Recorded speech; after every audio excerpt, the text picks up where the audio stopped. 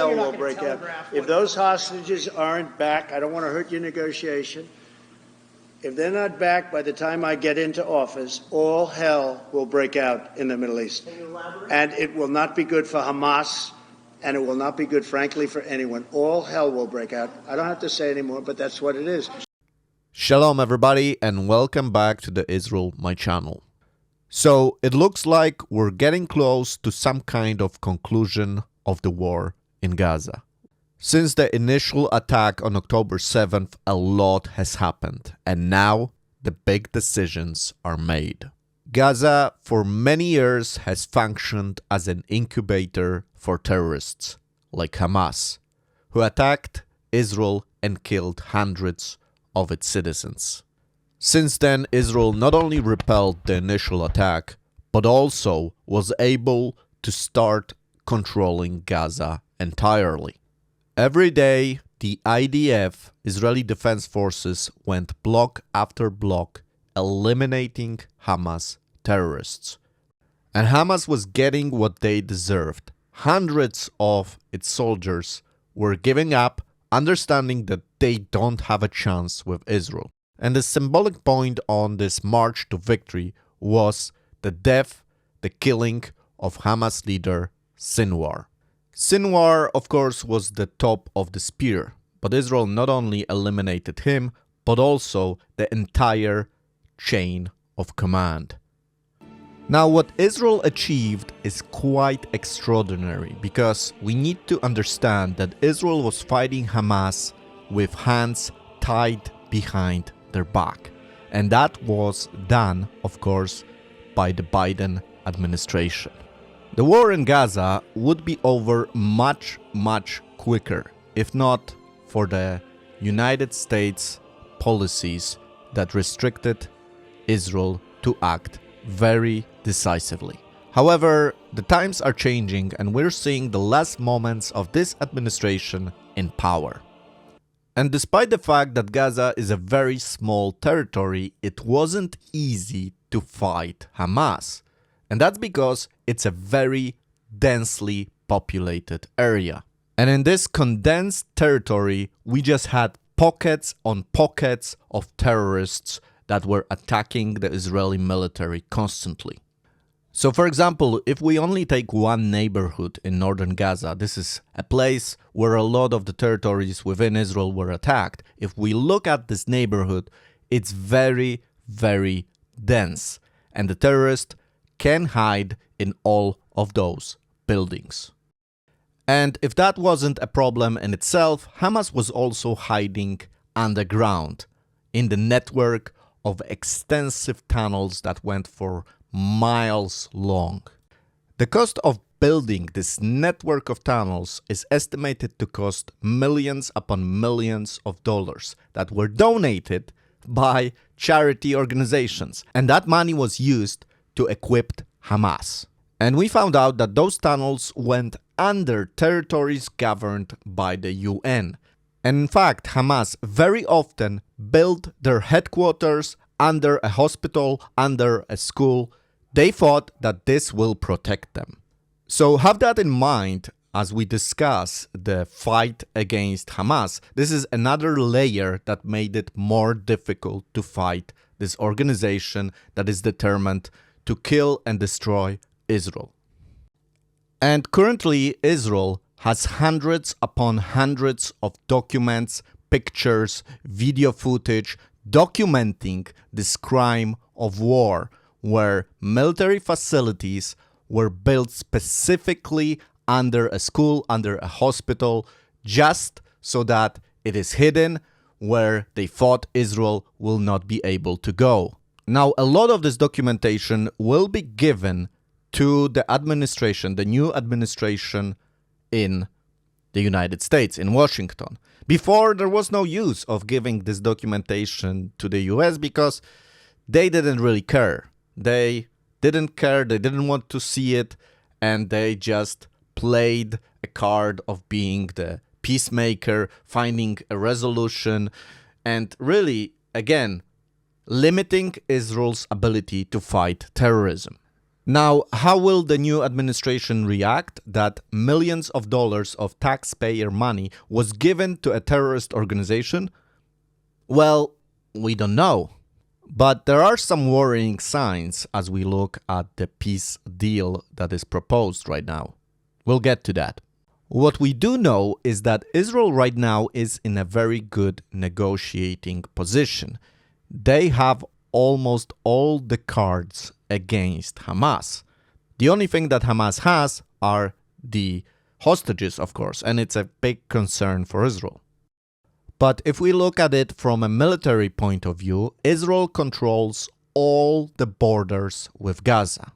So Israel controls the border to the north, to the west, controls the access from the sea, and most importantly, controls the Philadelphia corridor, which borders Egypt. Now, it is substantial that Israel controls the Philadelphia corridor because it is through this area that Hamas was supplied from Egypt by underground tunnels. Now, you might remember that before Israel entered the Philadelphia corridor, the Biden administration told Israel, don't do it. If you will do it, it's going to be a catastrophe, people will die, there's going to be nothing good coming out of it. But currently, Israel is in the Philadelphia corridor. Here you can see the end of it next to the sea. And guess what? Nothing happened. The people, the refugees, were transported to a safe zone, and Israel is now controlling this critical area. And when Israel entered this area, even the soldiers themselves were shocked at how many tunnels were going from Gaza to Egypt. And Egypt, of course, were saying, no, we're not allowing any of the weapons going into Gaza. But they really didn't control it at all. There were so many tunnels that went under the Philadelphia corridor. It went under the border. And when Israel found out actually how many there are those tunnels that are hidden underground, they knew that they need to be destroyed. And this is exactly what the Israeli army did. Each tunnel leading to Egypt was destroyed by the Israeli army. They were destroyed, and the supply of Hamas instantly ended. So please keep that in mind as we look at this deal that supposedly is close to being signed. A deal between Israel and Hamas, and now we're going to talk about it. But remember that now Israel is in a great position because Israel is controlling all the borders with Gaza, and Hamas holds on to their last breath. They are on their back heels and they're really losing, and they know it. Okay, so let's look at this deal. And please remember, this is not a signed thing yet, and there are many things on the table, but let's look at it. So the deal will be divided into phases, supposedly 3 different stages. So now we're looking at phase 1. So what do we have? So 33 hostages will be released by Hamas. We still don't know who they are gonna be.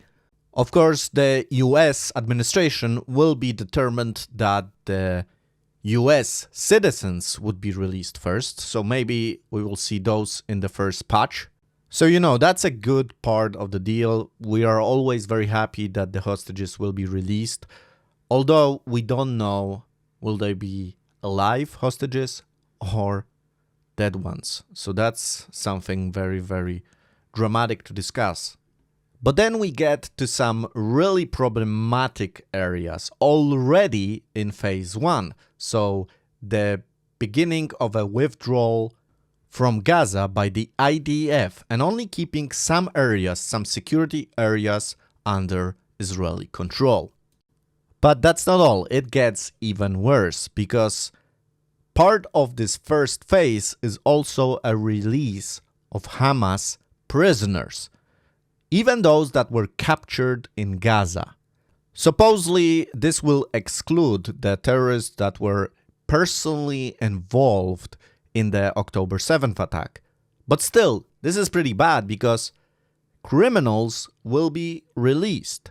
Criminals that will not change their mind on their stance on Israel. And the last point is that the Israeli military will keep control of the Philadelphia corridor that we discussed, but only for 42 days. And then after that, they're gonna progressively withdraw from that area. Just a short annotation here. Qatar, where the deal is gonna be probably signed, Qatar is not a friend of Israel. But just listen to what they have to say, and then we're gonna listen to what Blinken says about this deal.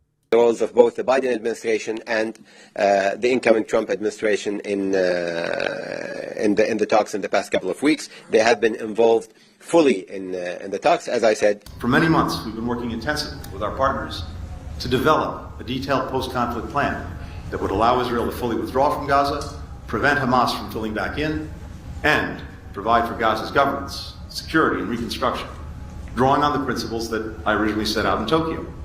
We will hand off that plan to the Trump administration to carry forward. The ball is now in Hamas's court. If Hamas accepts, the deal is ready to be concluded and implemented. I believe we will get a ceasefire.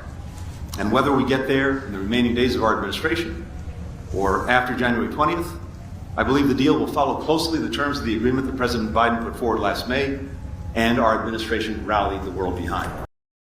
So the problem of this deal, I believe the huge problem in it is that the former, the still current administration, the Biden administration, is still involved in this deal. And I believe they are corrupting it. Until their last moment, I believe they will want to influence this deal and make sure they can say something in it. They want to take the credit for it. Now, will they be able? This is the question. Now, guys, as I am recording this, there are some Israeli sources that are already saying that the deal is made, that Hamas agreed to the deal. So, we're getting closer to the deal. We are closer to the deal right now, at the end of this video, than we were at the beginning of it. Now, is it a good deal? Well, if we look at the points we discussed in phase 1, it doesn't look good. But we still haven't received the final form of it, so we'll see. And it's not maybe wise to talk about phase 2 and phase 3. We have different proposed things that need to be achieved also in those phases. You can see them here on the screen. But before the deal is finally closed and phase 1 is implemented, this is just for your information. So we'll actually see what will happen. But we're getting really close to the conclusion of the Gaza war.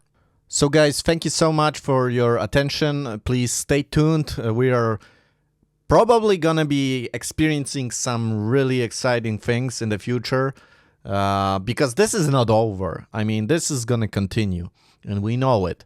So make sure to sign up to my Telegram channel, to X, to all the social medias. You can see the links now on the screen. I will also put them in the description of this video. You can subscribe to the channel, give a like to this video. That really helps me as a creator. And if you like my work, you can also support me on Patreon. This is a really, really wonderful way you can support my work. And many people have done so already. And I'm so grateful because thanks to you, I can continue this work and give you the information about Israel. So I wish you all the best. May God bless you and shalom.